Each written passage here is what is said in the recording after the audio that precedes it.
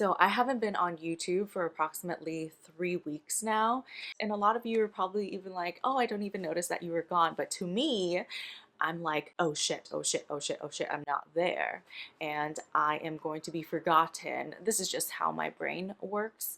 And so, but I haven't been here because my mental health has not been in the place that it's supposed to be. I'm supposed to be here. My mental health is here. And I'm slowly getting back up there. But I had filmed multiple videos for you guys and I just never posted them, never edited them. And this is what mental health looks like. It sucks. So I have a clinic day vlog. So you'll watch that as I talk about some of these experiences that really traumatize you growing up and kind of shape and mold who you are as a person. I find that understanding these past traumas and the things that you've experienced in your past life, I say past life because I'm not that person anymore, kind of molds you to who you are today. And so it's kind of like that movie, I forget what it's called, but it's like little colored blobs in your brain and you have core experiences, and then each core experience shapes like who you are and kind of like the main pillars of who you identify as a person. So watch the vlog, listen to my story, hope that it resonates with you and that we can grow together. This core memory occurred for me when I was about 6 or 7 years old, and it was almost my birthday. So I see myself in a classroom giving out these little invitations for a birthday party. Me just telling my friends in the corner that, hey, it's gonna be my birthday, you guys should come over, we're gonna have such a good time. And then I go home and I tell my parents that, hey, I wanna throw a party, it's gonna be such a great time. And they ask me, so Jenny, how many people are you inviting? And I tell them, my whole class. And if you guys know me, like I'm this like really shy Asian girl. I didn't speak English growing up. English was my second language, and it was so really hard for me to communicate and make friends because I was not cool. I did not have the coolest clothes. I was not funny. And so making friends was really hard. And so my parents just like, oh shoot, she invited her whole class. This is a big deal. We gotta get a lot of food, because that's how Asian people are. We express our love through food and making you fat. And then we criticize you for how fat you are. Anyways, I digress. So we express our love through feeding each other. And so my parents get like the whole shebang. Like they get so much food. They get the chow mein, the fried rice, the egg rolls. My mom even made like curry and these special noodle things. Lots and lots and lots of food. Like imagine like an 8-foot table and like that whole thing is just full of food. And then they even bought like a Costco cake, like a sheet cake like this big, all chocolate. The frosting was chocolate, the filling was chocolate, it was all chocolate. My favorite. It was so good, like so excited. I was like, this is gonna be the best party. I remember the day of my birthday, I sit in front of a window and we're in a cul-de-sac, so I can see all the cars coming in, and then I can see my garage and my driveway to the left, and then the door right to the right of this window. And so I'd be in the midst of the action. If anybody came in, I'd be the first to greet them and give them a hug and, be so excited that they were here. And I remember just sitting there, just being so excited, like my heart racing, and I was just like, oh, when are they gonna come? When are they gonna come? When are they gonna come?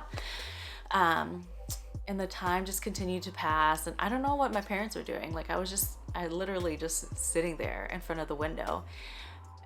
And then I remember it started to rain, and it started getting very gloomy. And I thought to myself, like, oh, maybe it's the weather, that maybe they're not here yet. That's why they're getting caught up. And then the phone rings and I was just like, oh, maybe that's someone calling and they're gonna come.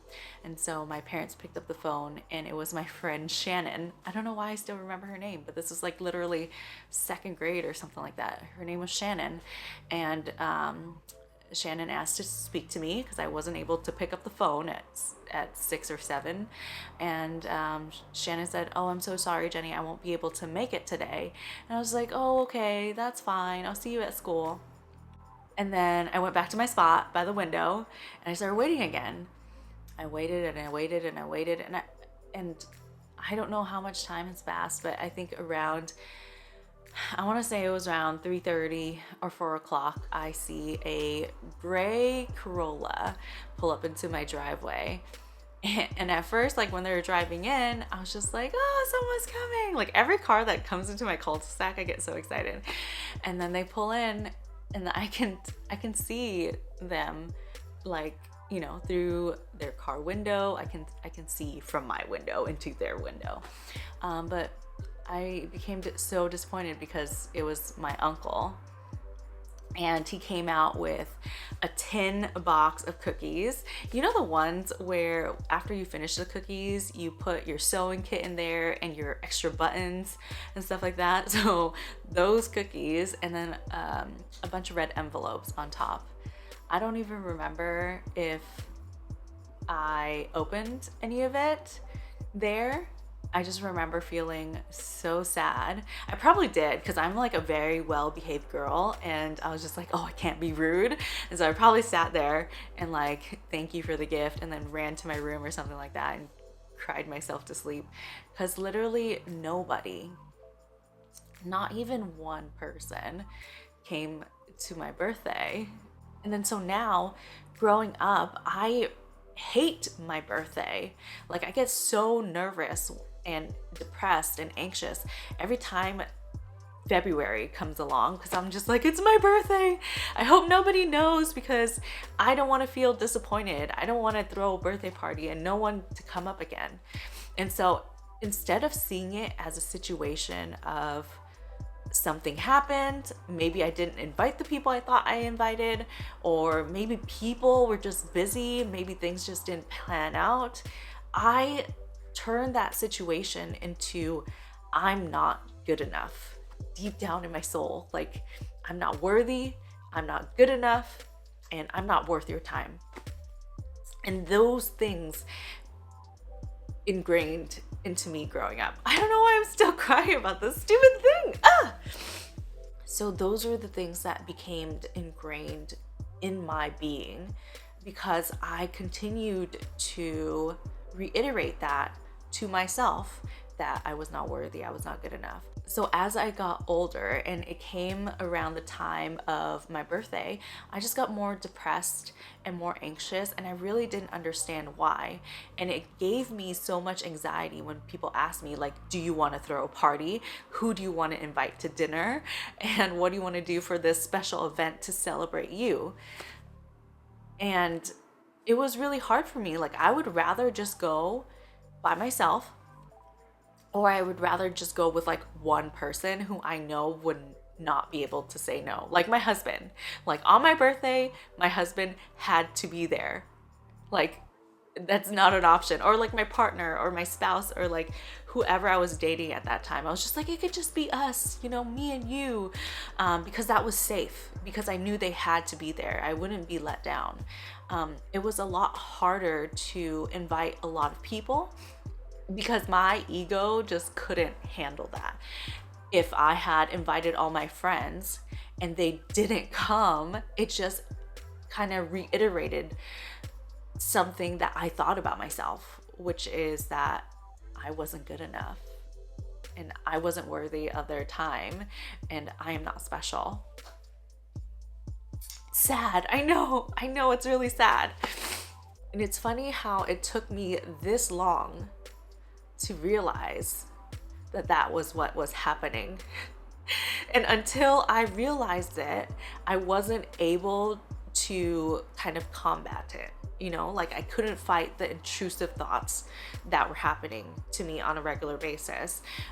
So like when I asked my friend if I can come over, and she's just like, no, I'm busy.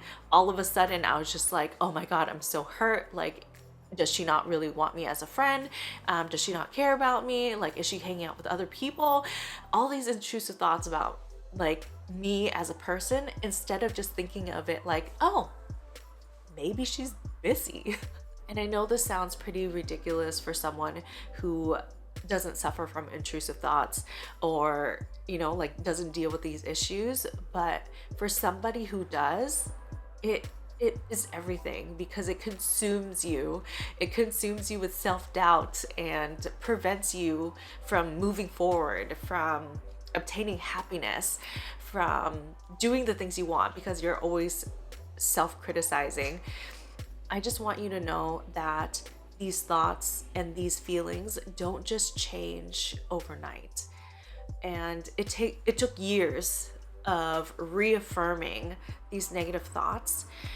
It takes consistency in reaffirming positive ones, to look at the positive side of things, to look at the good things in your life and the good qualities about you.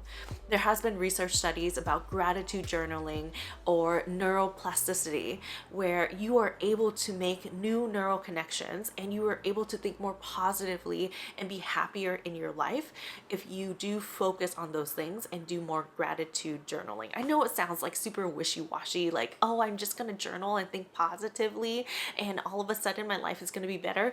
Yes, based on the science. The science says it will, but it's just hard for us to be consistent. So the studies that were done did it in about 6 to 8 weeks time, so a lot longer than just a few days. So that is my challenge for you and for me and for all of us, is to just make more positive neural connections, to think more positively. And the way we're going to do that is to consciously make those decisions to do so. So let's just do one right now before we go.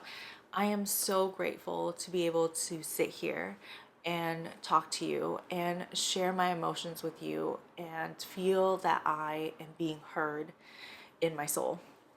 And it gives me this warm, fuzzy feeling throughout my body and my skin, and it makes me smile. So yeah, I hope you guys enjoyed this video. I hope you all learned something. Please remember that it is okay to feel depressed. It is okay to feel anxious. These are feelings that can happen from time to time, but if it becomes detrimental to our daily living, affecting our daily life, then we need to do something about it. We need to get help. We need to talk to a professional, and that is okay. You are not less than. You are worthy. So yeah, thank you guys all for watching, and I'll see you guys again next time.